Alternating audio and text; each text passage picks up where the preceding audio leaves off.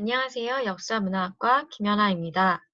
제가 이번 기말 과제로 크게 흥미를 느껴서 큐레이팅 주제로 선정한 것은 링컨's 10% 플랜으로 링컨의 10% 계획입니다. 그리고 지금 보이시는 화면은 웨이클렛으로 제가 이제 주제를 선정하고 자료를 모은 것들이 여기 있는데요. 이제 무크 강의, 교수님 강의 해설, 그리고 제가 이번에는 이렇게 위키엔드에서 어떤 개념을 조사한 거는 따로 모아봤어요. 이제 제가 말씀드릴 개념들, 그리고 프라이머리 소스 1차 자료들인데, 여기 있고, 그리고 2차 자료 모았고요. 그리고 마지막으로는 좀 현대 자료입니다. 완전한 현대 자료인데 그것도 추후에 설명을 해드리도록 하겠습니다. 그럼 먼저 일단 제가 왜 이 주제를 선정하게 됐는지 강의를 통해서 강의의 어떤 부분에서 제가 이걸 선정을 하게 됐는지 말씀을 드리도록 하겠습니다. 이 섹션 8의 두 번째 강의에서 링컨, 루이지애나 and Reconstruction 이 강의 주제인데요. 제가 미리 켜놨습니다. 보시면 이 강의를 듣다가 제가 이제 편집을 하게 되었는데요. 여기 보시면 이 강의 제목이 링컨과 루이지애나 재건 이렇게 돼 있잖아요. 그래서 처음에 루이지애나 이 지역이 왜 들어갔을까 그런 흥미가 있었고 이제 그 또한 이제 차근차근 제가 발표하는 과정에 다 나오게 되어 있습니다. 보시면 일단 이 부분을 먼저 말씀을 드리도록 하겠습니다. 링컨을 이끈 루이지애나라고 표현을 하고 있고요.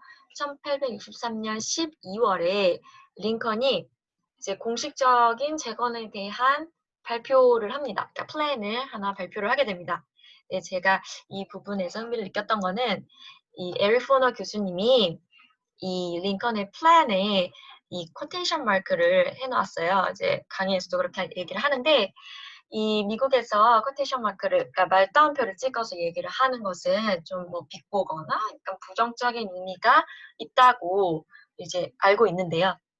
그 얘기를 살짝 하시면서 링컨의 이 플랜이라고 한 것은 링컨은 한 번도 고정된 플랜을 하지 않았다. 그러니까 굉장히 즉흥적이었다고 볼 수도 있는데요. 플렉서블하고 커닝했다라고 얘기를 합니다.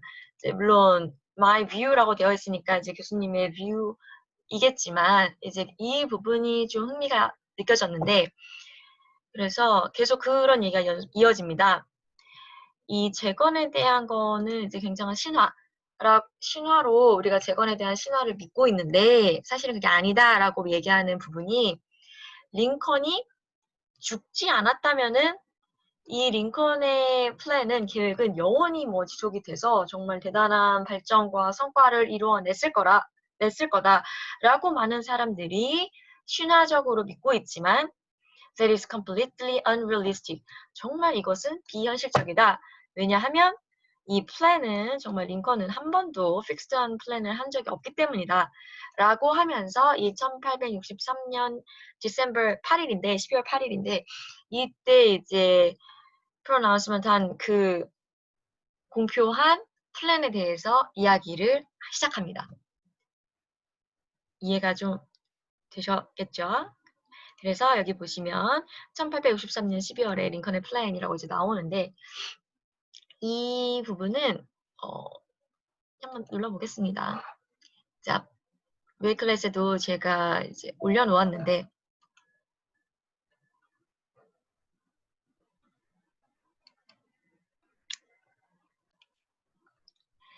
1863년 12월 8일 보이시죠? 링컨의 Amnesty and Reconstruction Proclamation이라 해서 이제 사명과 재건에 대한 정책입니다. 이제 이거 원문이고요. 1차 자료고 잠시 후에 다시 말씀드리도록 하겠습니다. 그래서 그는 사면을 제공을 했다. 그리고 이제 Southern White, 남쪽의 백인들은 이제 백인들한테 사면 정책을 실시했다는 얘긴데요. 그러니까 그냥 다 잊게 해주겠다, 잊어라. 뭐 어떻게 너네가 과거에 잘못을 했든지 용서를 해주겠다. 이 용서를 하는 그 조건이 있을 거 아니에요. 그 조건이 보시면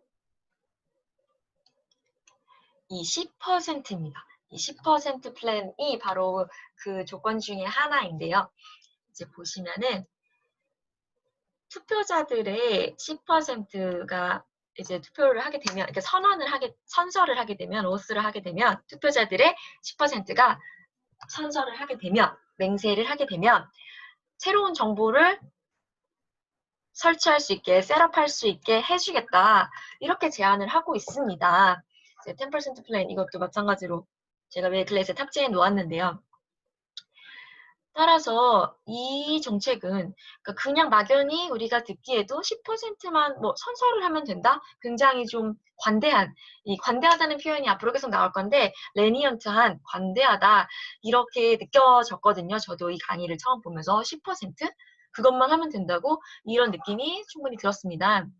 그래서 제가 뭐 따로 여기 메모에도 이렇게 설명을 조금 써놨어요. 이제 자료에 따른 이 아까 잠깐 보여드린 그 1차 사료에서 선언문에서 이런 조건이 나옵니다. 보시면은 유권자의 10%가 미국에 대한 충성 선서를 하게 되면 새로운 주정부 구성을 해줄 수 있다, 될 수 있다. 이렇게 그 선언문에 나와 있습니다. 플랜에. 그리고 나서 이 링컨이 이렇게 발표를 하고 제가 얼핏 듣기에도 좀 관대하다라고 느껴지는데 이 링컨의 이 발표에, 이 플랜에 반대한 사람들이 있었습니다. 그래서 그들은 The Radicals, 그래서 급진 공화파였어요. 그래서 급진 공화파들이 말하기를 Whites are all rebels. 모두 다 그쪽 지역의, 남쪽 지역의 백인은 다 반역자다. 이렇게 주장을 하면서 이 레디컬들이 반대되는 플랜을 또 발표합니다. 그러니까 지금 링컨이 발표한 플랜에 또 대응하는 대척점에 있는 또 그런 플랜을 발표하게 됩니다. 그것이 바로 웨이드 데이비스 빌입니다. 그래서 여기 링컨스 비토에서 링컨이 거부권을 행사했다, 뭐 포켓 비토를 행사했다고 뒤에 또 말씀을 드릴 건데 이렇게 발표를 또 반대되는 의견을 발표를 하게 되는데 이 모든 과정이 1863년에 일어난 일이에요. 그러니까 1863년도에 어떻게 전개가 됐는지 보여드릴 건데요. 이건 이제 강의에서 of the voters from 1860.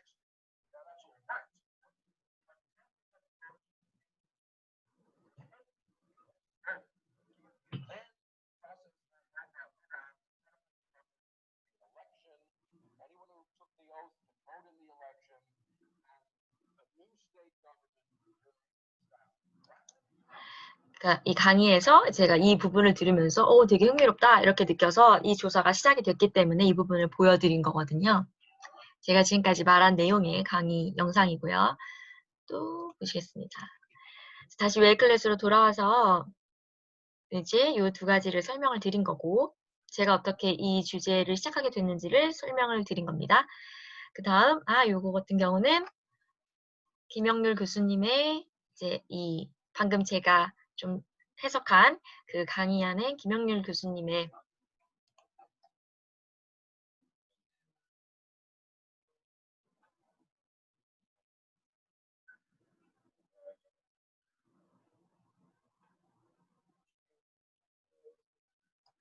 이 김영률 교수님의 강의 해설을 보고 역시 제가 그 같은 부분에 흥미를 느꼈기 때문에 시작이 되었습니다. 이제 제가 아까 말씀드렸지만 뭐 사전적 정의를 따로 모아놨다.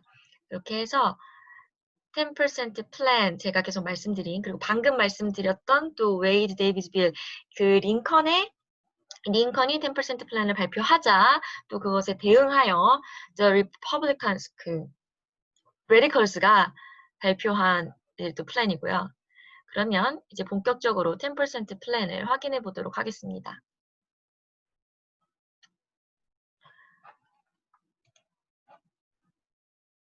이 10% 플랜을 보시면은 일단 설명이 있죠. 먼저 그 공식적인 사면 정책 거기에 10% 플랜이 들어 있는 거라고 제가 말씀을 드렸는데요.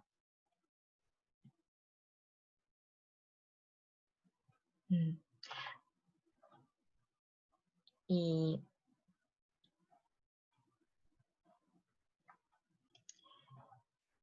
부분을 보시게 되시면은 방금 했던 얘기긴 한데 이제 링컨 대통령이 남쪽 전후 재건 계획의 일환으로 선언문을 발표를 한 거고 이제 그 주에서 그러니까 남쪽의 주에서 10%가 충성을 맹세하게 되면 연합으로 재통합될 수 있다. 이렇게 선언을 해준 겁니다. 그래서 그것에 대한 반동으로 급진 공화파들이 그것을 반대하고 아까 말씀드렸는데 too lenient하다, 너무 관대하다 이렇게 말하면서 주장을 하게 됩니다. 웨이드 데이비스 빌을 주장하게 되고 법안을 발표하게 되고 그것에 대해서 링컨이 포켓 비토를 하게 되는데 여기서 포켓 비토가 뭐냐면 비토가 거부권이잖아요. 포켓에 거부권을 넣는다 이렇게 생각하시면 될 것 같아요. 그래서 거부권을 바로 행사하는 게 아니라 그냥 보류를 시켜놓고 자동으로 폐기되게끔 하는 게 포켓 비토라고 합니다. 그리고 그러면 제가 반대되는 웨이드 데이비스 빌을 또 설명을 좀 드리고 그래서 웨이드 데이비스 빌인데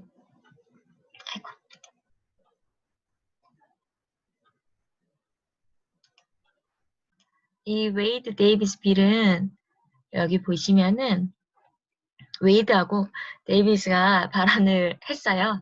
그래서 그렇게 이름이 붙여졌고 이거는 이 빌의 원문 사진입니다.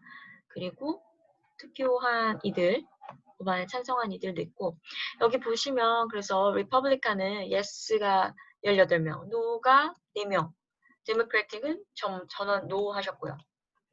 그리고 이제 이 법안에 대해서 제가 잠깐 말씀드렸던 링컨의 거부가 얘기가 나와 있습니다.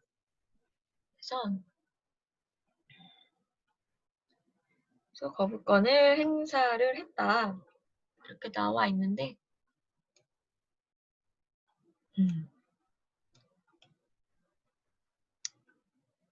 이게 링컨이 이 법안이 이루어지면은 뭐 루이지애나, 아칸사스, 테네시 뭐 이런 테네시와 같은 이런 주에서 자기 재건 활동 반대할 거다 이렇게 생각을 많이 했고요.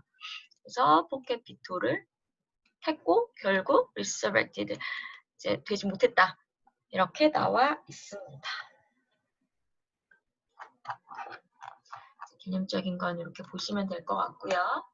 그 다음에 조금 더 이제 1차 사료를 말씀드려야 되는데 사실 제가 조사하고 있는 것이 뭐 선언문이다 보니까 아니면 법안이다 보니까 1차 사료들이 다 이런 문서예요. 여기 보시면은 원문, 그러니까 링컨이 직접 썼거나 뭐 복사본이거나 이런 것들이 1차 사료로 많이 나오더라고요. 그래서 제가 그 중에 이거 같은 경우는 웨이드 데이비스 빌이 엄청 자세하게 되어 있고 나아가서 지금 이 법안을 발언한 사람 초상화도 있습니다. 여기 보시면은 이 사이트 같은 경우는 이제 역사학자들의 견해를 이렇게 많이 써놨어요. 그래서 링컨의 이제 조심스러운 루이지애나 알칸사스의 그런 너처하고 있는 그런 정책 아래서 어떻게 진행이 되었느냐 이런 얘기도 있고. 그래서 제가 이 웨이드 데이비스 빌에 대한 내용을 되게 꼼꼼히 읽어볼 수 있었고요. 그리고 링컨이 1863년 12월 8일에 발표한 이제 Proclamation of Amnesty and Reconstruction 전문입니다.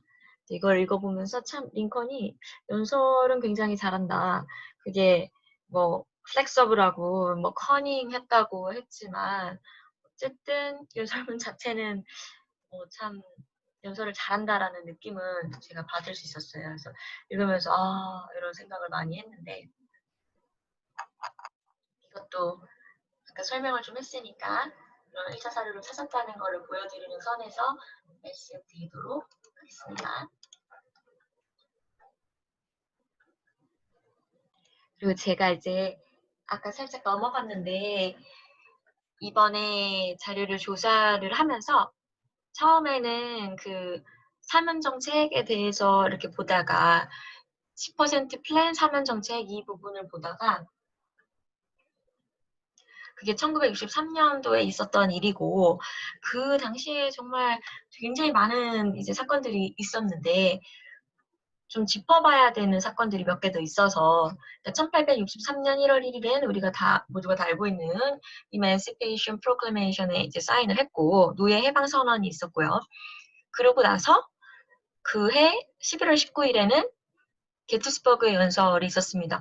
이거는 이제 우리가 보통 다 잘 알고 있는데 Government of the People, by the People, for the People 이걸로 굉장히 유명해진 연설문이죠. 이 연설이 있었고 그리고 제가 집중적으로 조사한 12월 8일 연설문이 있었고요. 그러고 나서 1864년 3월에 알칸사스하고 이 다음에 4월에 루이지애나가 이 슬래버리를 어블리시 했습니다. 그리고 나서 제가 또 이것도 이제 원문을 찾았는데요. 1865년 2월 1일에는 13차 개정안, 그러니까 미국 수정헌법 제13조에 링컨이 서명을 하면서 이제 사인을 하면서 완전히 이제 노예 제도를 공식적으로 폐지하고 범죄자를 제외하고 나서는 모든 노예를 이제 비자발적 예속을 금지한다. 이런 조항이 마침내 이제 공식적으로 폐지가 됐다. 노예제가 그런 조약입니다. 이제 조금 더 보실 텐데요. 그래서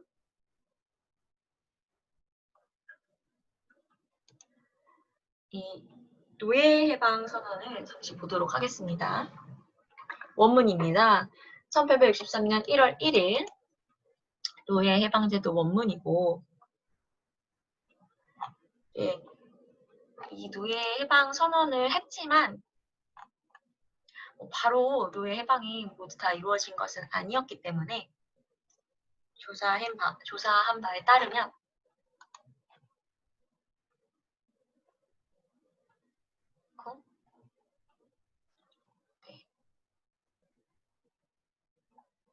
예, 13차 개정을 하면서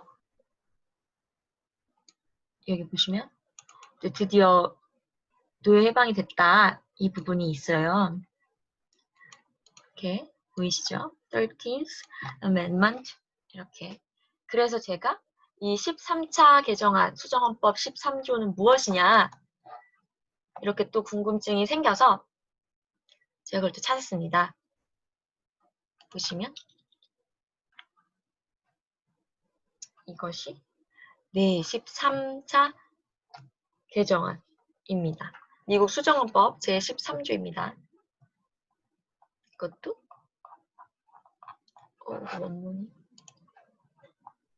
정말 그 링컨과 공화당 사이에 수많은 논쟁과 정말 링컨이 무엇을 하겠다고 하면 또 공화당이 반대를 하고 이런 과정이 계속 있어 왔어요. 그러니까 노예제를 해방하자는 거는 의견을 같이 하지만 그 이제 노선이 좀 달랐던 거죠. 그 과정을 한 1년간의 그 과정을 제가 다 볼 수 있었는데요.